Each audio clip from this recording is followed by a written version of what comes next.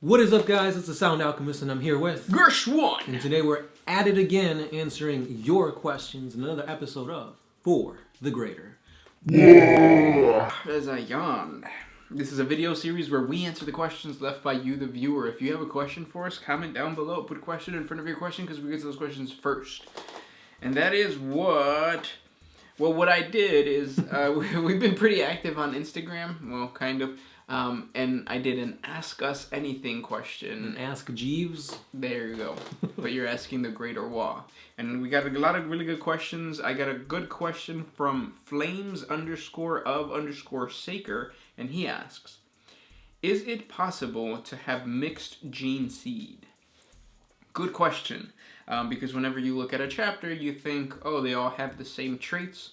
The only lore-based chapter that has mixed gene seed would be the Death Guard, because they take Space Marines from different chapters. Would you come across a chapter that's made up of different gene seeds? No. More than likely, no. But you can make the argument that before the Primaris founding, before the Primaris Marines got all these buffs or whatever, or before Space Marines got all these buffs, gene seed was so rare to come by, it would have been easy for a chapter fighting on like some giant world like Armageddon, or like what's that new one that came out where it's like the Space Wolves are fighting like Vigilus? Yeah, Vigilus. Whenever it's like a big campaign battle like that, it wouldn't be unheard of for a apothecary to take the gene seed of a fallen Space Marine from a different chapter, and now that chapter has that gene seed, and Desperate Times means that they use that gene seed to create new neophytes or whatever. So you can make that argument that way, or they could also be Black Shields, and Black Shields is just a conglomeration of all the traitorous Space Marine legionnaires that banded together and they fought, and their gene seed was passed down and formed into a chapter, and now that chapter has a mixture of gene seeds. So there's a couple of different ways you can play that. When you picture gene seed, like, what is it? It's an actual an organ that gets implanted into the body. It's an augmentation, because you get... We're going to create a 40 facts on like the recruitment process, and that's going to go down year by year, day by day, what gene seed gets implanted when. But I think the gene seed is either one of the first or the last. I can't remember. I mean, it's probably one of the first things to get implanted into the person's body. I believe it's implanted somewhere in the cortex. So the head. That's why whenever you see an apothecary with that thing, they do it to the head. To the dome. Well, no, the dome's up here, right? What's this? The carapace? The carapace. The carapace is right here. I'll show you a carapace. But yeah, I don't know, because every time I picture gene seed, I always picture like liquid, green liquid. Yeah, but no, it's an organ that secretes gene seed. So yeah, liquid. So you're right. Next question. This one is by Guffscap un Death Skulls. What is love? Well, first of all, don't hurt me. Don't hurt me. No more. No more. First of all, before we answer the whole what is love question, can love bloom on the battlefield? Yeah, definitely. Especially if Slanesh is there. That's what guardsmen. Yeah. Humanity is really attuned to slipping into lust, seduction. Harlequins, that they have some type of love towards their art, right? Oh, humanity and Space Marines have love towards the Emperor. Yep.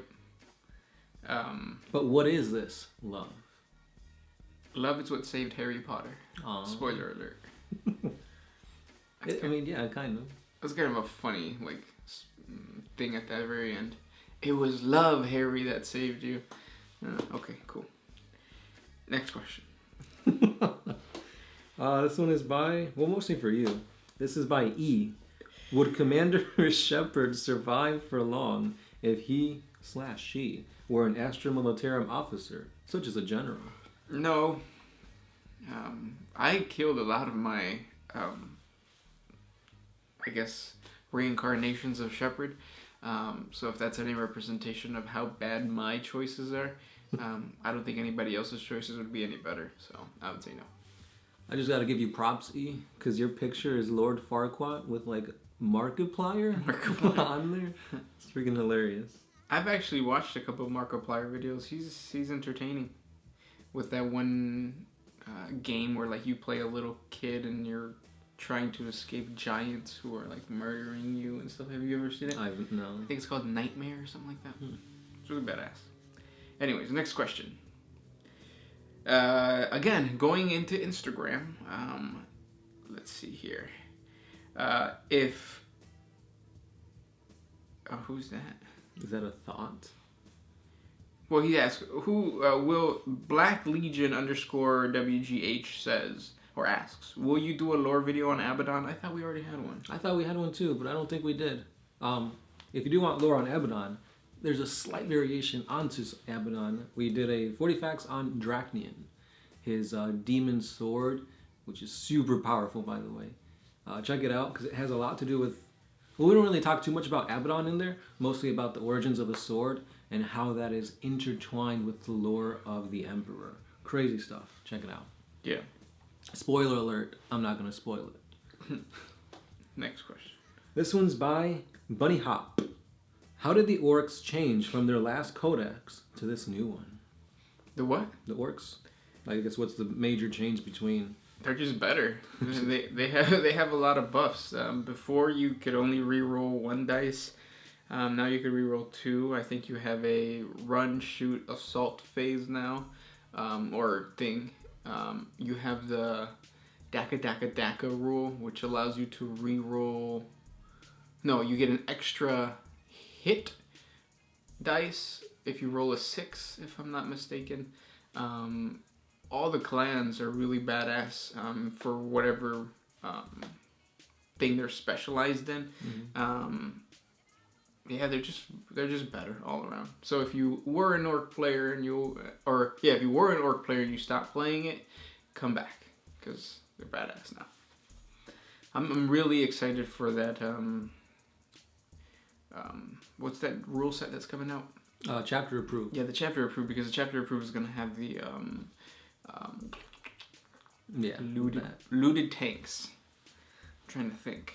Also, I think chapter approved also has like point differences too. I hope not. Because I think the orcs got cheaper. Because I've been seeing like rumors and stuff, and I think they said that like the crisis suits got cheaper. That's good. Yeah, I play crisis suits, so that's always good. Yeah. But again, they're just rumors, so who knows? Next one. This is an interesting one by Joshua Shu. Can Yvrain restore the Necrons to their original Necron tier forms in a manner similar to that of her reviving the Rubric Marines during the War in the Labyrinth? So basically, what he's talking about is during the whole... I don't remember which book it was exactly. Probably the revival of the Primarch or whatever it's called. The one where Gilliman rises up. They go into the Webway or the Warp, something like that. It's been a long time since I've read it. And they're fighting Ahriman and his Rubric Marines. And as like a kind of like a parlay, she's like, all right, Ahriman, stop, don't assault us anymore. Let us pass. And I could revive like your Rubric Marines. Because Rubric Marines, due to the flesh change curse, they lost their bodies, and then Ahriman basically put their souls into the suits of armor that they wear. However, Yvrain was able to resurrect them into human state. So, if she can do this to Space Marines, which are basically just souls and armor, isn't that kind of what Necrons are, minus the whole soul thing? So because of that, I don't think she can revive just regular Necrons. She might be able to do that to like the commanders, because they have their personality, and I think that's enough of a soul to revive them again. But I don't think that will happen. Maybe with the Silent King, if like their stories ever intertwine. However, I doubt it, because as a Necron, they're more resilient, they're powerful. Overall, it's just like they're in this war-torn era. It's better to be a Necron than a Necron tier. Yeah. Speaking about the Silent King and the Necrons, G asks, will the Silent King team up with the Organics to fight the Tyranids?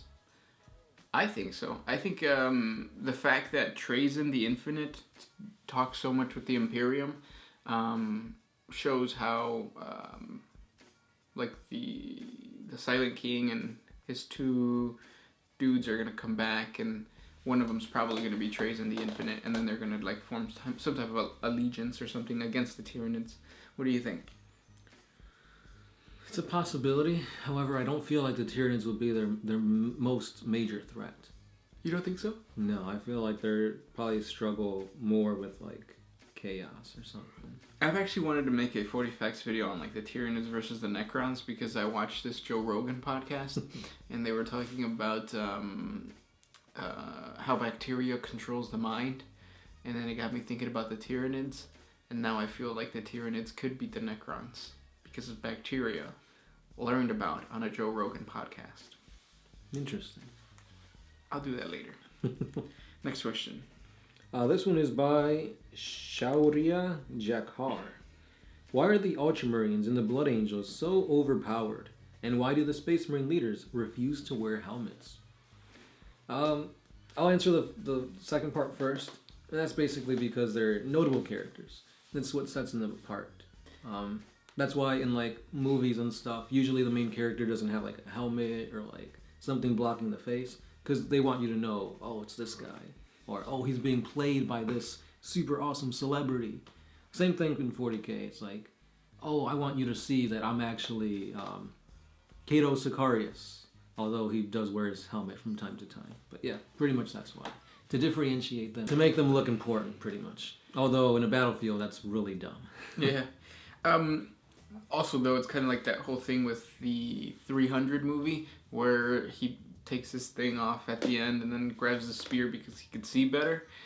Even though the helmet is supposed to be helping the Space Marine, at the end of the day, the eyes and just the natural senses of a Space Marine are way superior than a human's. So taking off the helmet might increase a certain sense that otherwise is hindered by the helmet. But the helmet is important because it protects your head. Do I want my peripherals, or do I want not to die? Exactly. Answering the first part, why are the Ultramarines and the Blood Angels so OP? Mainly because they're kind of like the main poster boys of 40K. There's a lot of lore surrounding them. They've got really important characters amidst their ranks. Dante, the Sanguinor, Sanguinius, Gilliman, Calgar. I mean, there's a lot. I don't understand the draw of the Dark Angels, though. He did say Dark Blood Angels. Angels. Blood Angels? Yeah. Okay, well, no, I understand the Blood Angels completely. They're badass. They're like vampires of the future. Yeah. They have two genetic deformities, Red Thirst and Black Rage. Their lore is just really thick and juicy. Meaty. Thick. This is the last question, and it's coming from Instagram again by Marcus Greibel. What do you think Vulcan and Rogaldorn are doing for the 10,000 years? If they had a task, why are they so slow at it? I think it has to do with time and the way that it gets manipulated in the warp. I guarantee you that when Vulcan comes out, or when any of the Primarchs come out, it's going to be one of those situations where it's like, what are you talking about? I just went into the warp and I fought like these dudes. Now I'm out. It's going to be that kind of thing. Yeah. Because I doubt, knowing the state of the Imperium, when they went into the warp, I doubt they'd literally want to stay there for 10,000 years. Yeah. Or however long it's been. Yeah, some of them might get captured. Like Vulcan, again, would have been captured and tortured, and since he's a perpetual, he can't get killed. He can't get died, Gersh. He can't die. Death has no grasp on him. But yeah. Those were the questions for today. If you guys want to ask us more questions, comment down below. Jump on over to Instagram. Follow us on Instagram. We do these little Q&A thingies every now and then. Yeah. Sound Alchemist? Gersh 1. We are out. Oh,